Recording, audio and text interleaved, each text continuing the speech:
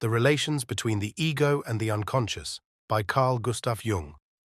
Part 1. The Effects of the Unconscious upon Consciousness. Chapter 3. The Persona as a Segment of the Collective Psyche. In this chapter, we come to a problem which, if overlooked, is liable to cause the greatest confusion.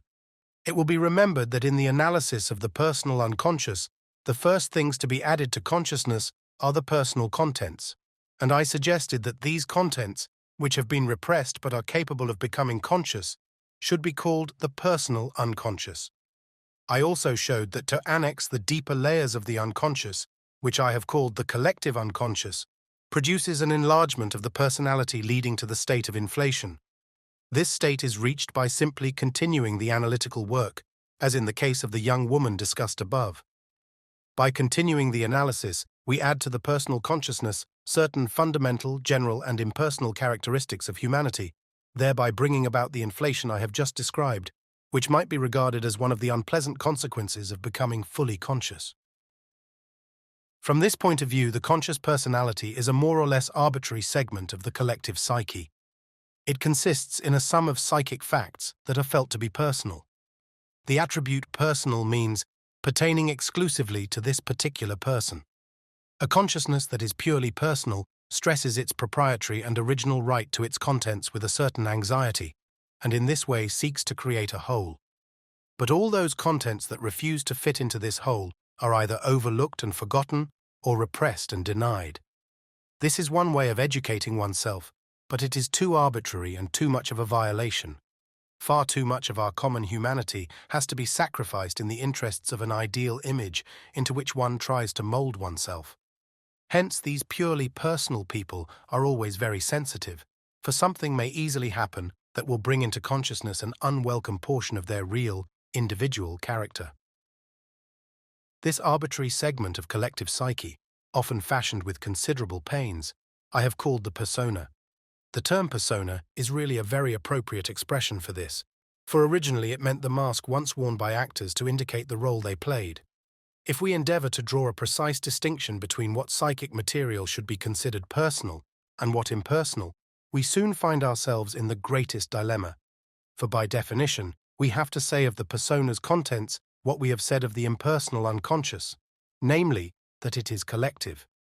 It is only because the persona represents a more or less arbitrary and fortuitous segment of the collective psyche that we can make the mistake of regarding it in toto as something individual.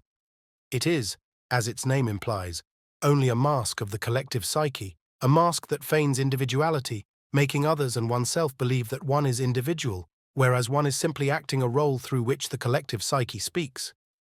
When we analyze the persona, we strip off the mask and discover that what seemed to be individual is at bottom collective. In other words, that the persona was only a mask of the collective psyche. Fundamentally, the persona is nothing real. It is a compromise between individual and society as to what a man should appear to be. He takes a name, earns a title, exercises a function, he is this or that. In a certain sense, all this is real, yet in relation to the essential individuality of the person concerned, it is only a secondary reality, a compromise formation, in making which others often have a greater share than he. The persona is a semblance, a two-dimensional reality, to give it a nickname. It would be wrong to leave the matter as it stands without at the same time recognizing that there is, after all, something individual in the peculiar choice and delineation of the persona, and that despite the exclusive identity of the ego consciousness with the persona, the unconscious self, one's real individuality, is always present, and makes itself felt indirectly, if not directly. Although the ego consciousness is at first identical with the persona, that compromise role in which we parade before the community, yet the unconscious self can never be repressed to the point of extinction. Its influence is chiefly manifest in the special nature of the contrasting and compensating contents of the unconscious. The purely personal attitude of the conscious mind evokes reactions on the part of the unconscious, and these, together with personal repressions, contain the seeds of individual development in the guise of collective fantasies. Through the analysis of the personal unconscious, the conscious mind becomes suffused with collective material, which brings with it the elements of individuality. I am well aware that this conclusion must be almost unintelligible to anyone not familiar with my views and technique, and particularly so to those who habitually regard the unconscious from the standpoint of Freudian theory. But if the reader will recall my example of the philosophy student, he can form a rough idea of what I mean. At the beginning of the treatment, the patient was quite unconscious of the fact that her relation to her father was a fixation, and that she was therefore seeking a man like her father, whom she could then meet with her intellect. This in itself would not have been a mistake if her intellect had not had that peculiarly protesting character such as is unfortunately often encountered in intellectual women. Such an intellect is always trying to point out mistakes in others. It is preeminently critical, with a disagreeably personal undertone, yet it always wants to be considered objective. This invariably makes a man bad-tempered, particularly if, as so often happens, the criticism touches on some weak spot, which, in the interests of fruitful discussion, were better avoided. But far from wishing the discussion to be fruitful, it is the unfortunate peculiarity of this feminine intellect to seek out a man's weak spots, fasten on them, and exasperate him. This is not usually a conscious aim, but rather has the unconscious purpose of forcing a man into a superior position and thus making him an object of admiration. The man does not as a rule notice that he is having the role of the hero thrust upon him. He merely finds her taunt so odious that in future he will go a long way to avoid meeting the lady. In the end, the only man who can stand her is the one who gives in at the start, and therefore has nothing wonderful about him. My patient naturally found much to reflect upon in all this, for she had no notion of the game she was playing. Moreover, she still had to gain insight into the regular romance that had been enacted between her and her father ever since childhood. It would lead us too far to describe in detail how, from her earliest years, with unconscious sympathy, she had played upon the shadow side of her father, which her mother never saw, and how far in advance of her years she became her mother's rival. All this came to light in the analysis of the personal unconscious. Since, if only for professional reasons, I could not allow myself to be irritated, I inevitably became the hero and father-lover. The transference, too, consisted at first of contents from the personal unconscious. My role as a hero was just a sham, and so, as it turned me into the merest phantom, she was able to play her traditional role of the supremely wise, very grown-up, all-understanding mother-daughter beloved, an empty role, a persona behind which her real and authentic being, her individual self, lay hidden. Indeed, to the extent that she at first completely identified herself with her role, she was altogether unconscious of her real self. She was still in her nebulous infantile world and had not yet discovered the real world at all. But as, through progressive analysis, she became conscious of the nature of her transference, the dreams I spoke of in Chapter 1 began to materialize. They brought up bits of the collective unconscious, and that was the end of her infantile world and of all the heroics. She came to herself and to her own real potentialities. This is roughly the way things go in most cases, if the analysis is carried far enough. That the consciousness of her individuality should coincide exactly with the reactivation of an archaic God image is not just an isolated coincidence, but a very frequent occurrence which, in my view, corresponds to an unconscious law. After this digression, let us turn back to our earlier reflections. Once the personal repressions are lifted, the individuality and the collective psyche begin to emerge in a coalescent state, thus releasing the hitherto repressed personal fantasies. The fantasies and dreams which now appear assume a somewhat different aspect. An infallible sign of collective images seems to be the appearance of the cosmic element.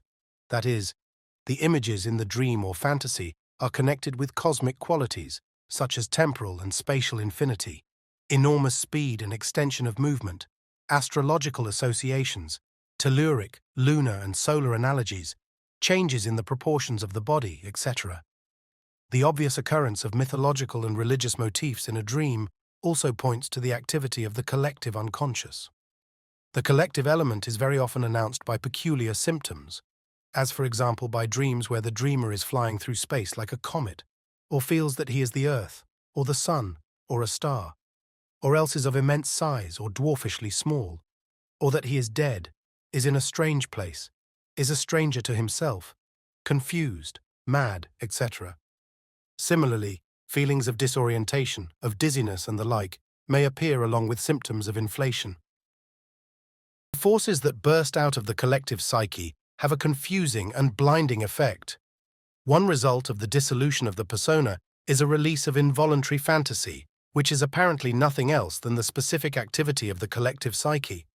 This activity throws up contents whose existence one had never suspected before. But as the influence of the collective unconscious increases, so the conscious mind loses its power of leadership. Imperceptibly it becomes the lead, while an unconscious and impersonal process gradually takes control. Thus, without noticing it, the conscious personality is pushed about like a figure on a chessboard by an invisible player. It is this player who decides the game of fate, not the conscious mind and its plans. This is how the resolution of the transference, apparently so impossible to the conscious mind, was brought about in my earlier example. The plunge into this process becomes unavoidable whenever the necessity arises of overcoming an apparently insuperable difficulty.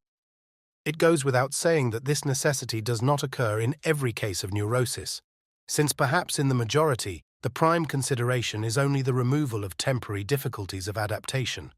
Certainly severe cases cannot be cured without a far-reaching change of character or of attitude. In by far the greater number, adaptation to external reality demands so much work that inner adaptation to the collective unconscious cannot be considered for a very long time. But when this inner adaptation becomes a problem, a strange, irresistible attraction proceeds from the unconscious and exerts a powerful influence on the conscious direction of life. The predominance of unconscious influences, together with the associated disintegration of the persona and the deposition of the conscious mind from power, constitute a state of psychic disequilibrium which, in analytical treatment, is artificially induced for the therapeutic purpose of resolving a difficulty that might block further development. There are, of course, innumerable obstacles that can be overcome with good advice and a little moral support, aided by goodwill and understanding on the part of the patient. Excellent curative results can be obtained in this way. Cases are not uncommon where there is no need to breathe a word about the unconscious. But again, there are difficulties for which one can foresee no satisfactory solution. If in these cases the psychic equilibrium is not already disturbed before treatment begins, it will certainly be upset during the analysis, and sometimes without any interference by the doctor. It often seems as though these patients had only been waiting to find a trustworthy person in order to give up and collapse. Such a loss of balance is similar in principle to a psychotic disturbance. That is, it differs from the initial stages of mental illness only by the fact that it leads in the end to greater health, while the latter leads to yet greater destruction. It is a condition of panic, a letting go in face of apparently hopeless complications. Mostly it was preceded by desperate efforts to master the difficulty by force of will. Then came the collapse, and the once guiding will crumbles completely. The energy thus freed disappears from consciousness and falls into the unconscious. As a matter of fact, it is at these moments that the first signs of unconscious activity appear. I am thinking of the example of that young man who was weak in the head. Obviously, the energy that fell away from consciousness has activated the unconscious. The immediate result is a change of attitude. One can easily imagine that a stronger head would have taken that vision of the stars as a healing apparition, and would have looked upon human suffering sub specie eternitatis, in which case his senses would have been restored. Had this happened, an apparently insurmountable obstacle would have been removed. Hence, I regard the loss of balance as purposive, since it replaces a defective consciousness by the automatic and instinctive activity of the unconscious, which is aiming all the time at the creation of a new balance, and will moreover achieve this aim, provided that the conscious mind is capable of assimilating the contents produced by the unconscious, that is, of understanding and digesting them. If the unconscious simply rides roughshod over the conscious mind, a psychotic condition develops. If it can neither completely prevail nor yet be understood, the result is a conflict that cripples all further advance. But with this question, namely the understanding of the collective unconscious, we come to a formidable difficulty which I have made the theme of my next chapter.